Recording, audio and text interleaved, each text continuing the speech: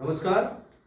मैं आपको एक ऐसे सेंटेंस बताने जा रहा हूं जो बहुत जरूरी है।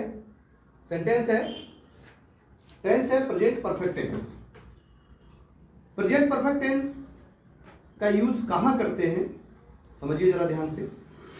जैसा ही कोई कार्य आपकी आंखों के सामने से हट जाए, ज्यादा देर नहीं हुई हो, क्योंकि इससे पहले वीडियो में मैंने बताया है कि प्रेजेंट कंटिन्यूअस टेंस में वह कार्य, वो सेंटेंस कंप्लीट किए जाते हैं जिनमें कार्य आपके आंखों के सामने चलता हो। क्योंकि इस तरह से अगर आप सीखेंगे तो बड़े आराम से आप इंग्लिश बोल सकते हैं। You can speak English easily. क्योंकि जो सिस्टम मैं आपको बताने जा रहा हूं, इस सिस्टम से बिल्कुल बेहतरीन तरीके से आप बोल सकते हैं, सेंटेंस को बना सकते हैं। फॉरवर्ड वीडियो देख लीजिए मेरी, क्योंकि उसमें मैंने प्रेजेंट कंटिन्यूअस टेंस बताया है और उसकी पहचान थी कि बिल्कुल आंखों के सामने जैसे कोई कार्य होगा तो हम इजारम के बाद में सब्जेक्ट शुरू में होगा, फिर सब्जेक्ट आपकी वर्ब होगी, उसके बाद में एक्शन होगा। और एक्शन हम कहते हैं हमारे और आपके शरीर के द्वारा की गई हरकत। वही एक्शन मैंने यहाँ लिखा है, ये भी हमारे और आपके जो भी हमारी बॉडी के द्वारा, किसी जानवर है किसी की बॉडी के द्वारा कोई भी एक्टिविटी होगी, दैट इज कॉल्ड एक्शन। वस्तु वही कन्वर्ट होता है, उसी को हम कन्वर्ट करके सेंटेंस में परफेक्ट रूप से लगा देते हैं और सेंटेंस हमारा क्लियर हो जाता है। बस हमें ये देखना होता है कि पहले हमारा सब्जेक्ट हो, उसके बाद में टाइम वर्ड होते हैं समय सूचक शब्द। ठीक है, जब हम समय को सही तरह से इंगित कर देंगे अपने सेंटेंस में, हमारा सेंटेंस सही हो जाएगा। उसके बाद में वर्ब की थर्ड फॉर्म, वर्ब कहें या मेन वर्ब कहें। ठीक है, मेन वर्ब दो प्रकार की होती है, हेल्पिंग वर्ब और मेन वर्ब। तो मेन वर्ब की यहाँ पर थर्ड फॉर्म का यूज करते हैं। तो फॉरवर्ड वीडियो मेरी देख लीजिए, उसके बाद सेकंड वीडियो ये आपके समझ में आ जाएगी। जैसे मैं आज बताने जा रहा हूं, प्रेजेंट परफेक्ट टेंस हैज और हैव का प्रयोग प्रेजेंट परफेक्ट टेंस में ही होता है। प्रेजेंट परफेक्ट टेंस में अगर इसका प्रयोग करें तो इसके बाद में आप जब भी एक्शन आए या मेन वर्ब आए, उसकी थर्ड फॉर्म का यूज जरूर करें।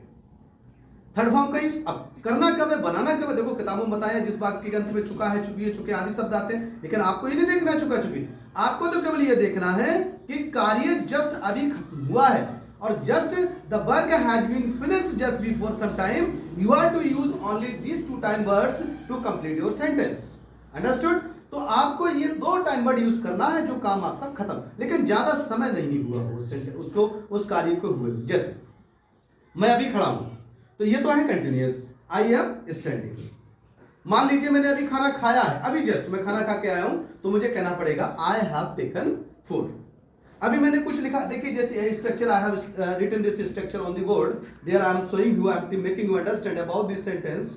सो there I have written this is perfect sentence, this is perfect present perfect tense, क्योंकि मैंने इसे लिख दिया। वही कार्य जो एकदम खत्म हुआ, अभी खत्म हुआ, आप आंखें मूंद करके हैज और हैव का प्रयोग कर दें। बस उससे पहले आप बोल लीजिए he has, she has, it has, he has, she has, it has, I have, we have, they have, you have, just, has और have का यूज करें। उसके बाद में वर्ब की थर्ड फॉर्म का यूज करें और अपने सेंटेंस को बनाएं। जैसे मैं आपके सामने कुछ उदाहरण पेश कर रहा हूं, देखिए, आओ से उतर। मैंने खाना खा लिया है, वेरी गुड। तुम जा चुके हो, वेरी गुड। मैं आ चुका हूं, I have come, very good. मैंने लिख लिया है, I have written, very good. तुम जा चुके हो, You have gone, मैं सुन चुका हूं, I have listened, very good.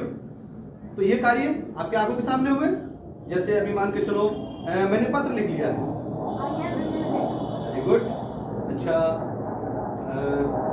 Radha ने गाना गा लिया है, Radha has sung a song, very good. You can, देखिए आपने देखा कितनी इजीली बच्चे ने सेंटेंस बनाया, क्योंकि ये तरीका है। हम इसको हिंदी में नहीं बताएं, हिंदी में बिल्कुल ना सोचें, बस आप इतना सोचिए कि वह कार्य जो आपकी आंखों से जस्ट हट चुका है, वो सेंटेंस आपका प्रेजेंट परफेक्ट कहलाता है। आप बड़े आराम से इंग्लिश को बोल सकते हैं।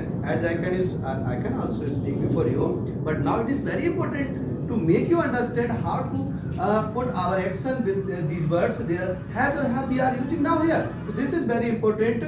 देखिए मैं बोल तो सकता हूँ, but before this, क्योंकि अगर मैं हिंदी में नहीं बताऊंगा आपके समझ में नहीं आएगी। मेरे साथ साथ चलते रहिए, follow me, I will make you understand. You will be perfect in future to complete your sentence. You will be English man in future.